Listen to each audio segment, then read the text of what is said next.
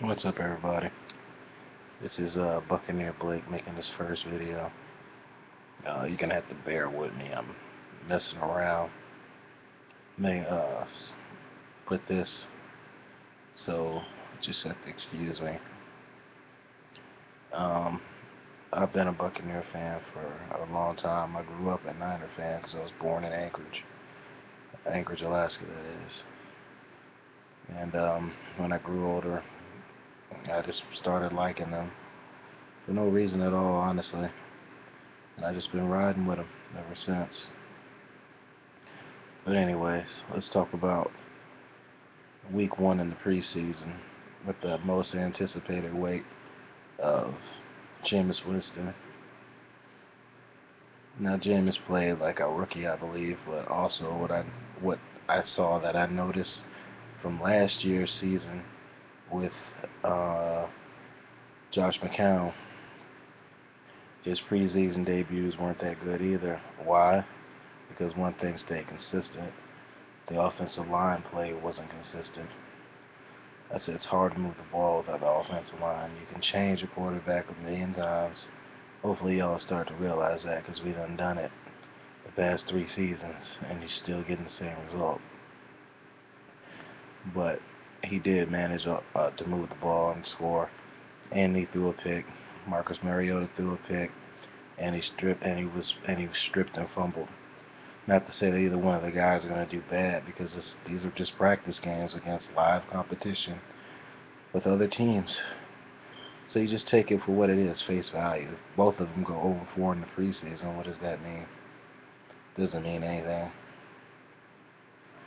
But he did make a couple of nice throws, and he did make a couple of bonehead throws.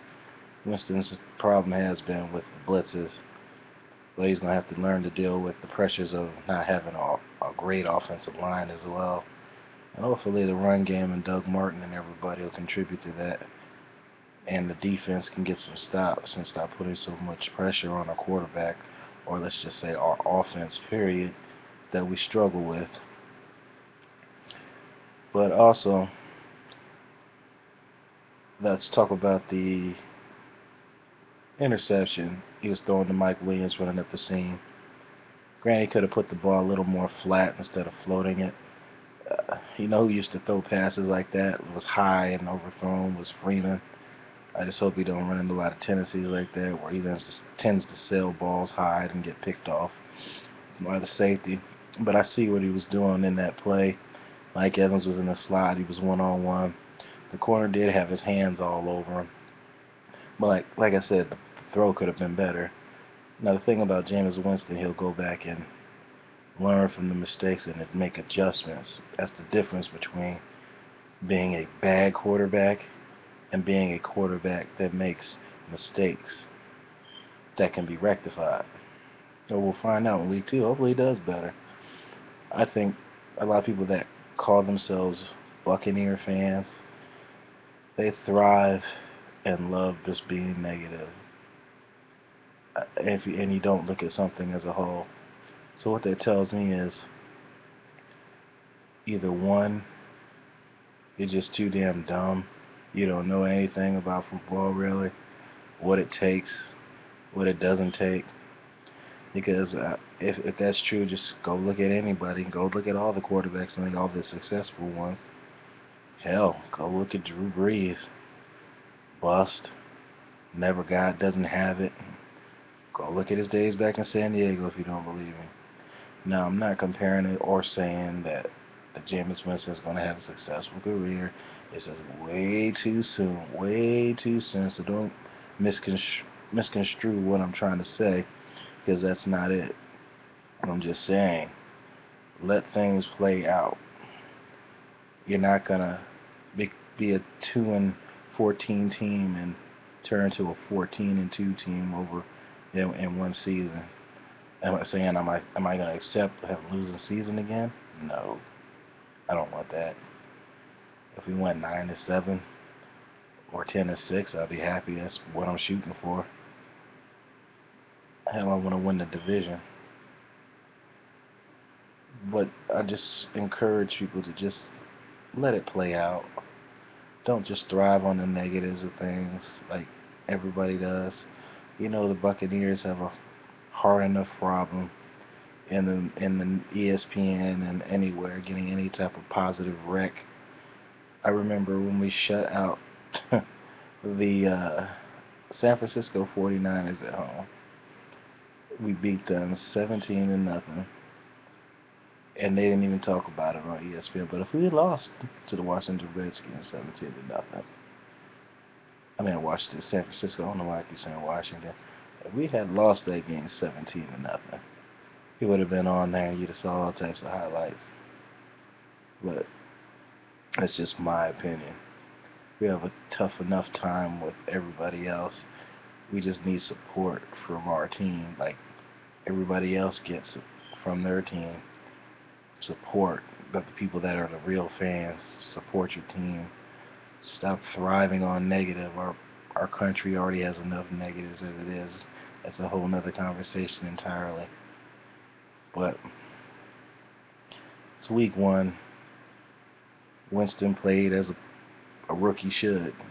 Made bonehead plays, made some nice plays. There were some plays that he completed that was dropped, which I think when we had Josh Freeman that year, people were bashing him about his completion percentage. But I noticed that they didn't talk about all the drops that the receivers have. So when you add drops and add them to your completion percentage is better. Would it not? If they weren't dropped, hitting your receivers in the hands, which happened a couple times in the game. Well, maybe a couple times. I was tired. I fell asleep a lot. The plays I saw, I think it was a third down of Vincent Jackson, which his hands have been a little suspect from time to time on big plays. He drops passes, but it hit him in the chest and he dropped it. That would have moved the chains on the drive.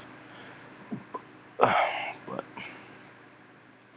let's talk about what I was happy. I was happy that Damar Dotson's only going to be out 6 weeks instead of a season on an offensive line that we desperately need help on. I was happy that Mike Evans didn't catch a pass. You know why? Because he doesn't get hurt when he gets hit. If he's going to get hurt, I'd rather him get hurt in the regular season, not these practice games, because that's what they are. Practice. These are practice games. You can go 4-0, you can go 0-4. You're still 0-0 when the season starts. Doesn't mean anything. But I hope he makes a speedy recovery. I hope he plays week one. I hope he's healthy and plays. I don't want him to play and he's hurt and he's giving up sacks or not run blocking. But we'll see. I'll probably have more coming up in the week for week 2. Again, this is my first video. This is Buccaneer Blake. I'll be at all the games this year and give you my thoughts and perspectives of what I'm reading and what I'm hearing. I'm not really a guy that wants to bash people on here and call them stupid and do all that. And like my previous statement, I said, when I say they're either stupid or they just don't know, that's literally what I mean. You choose not to learn something and just make statements that have no valid points to them. You're just shouting randomly.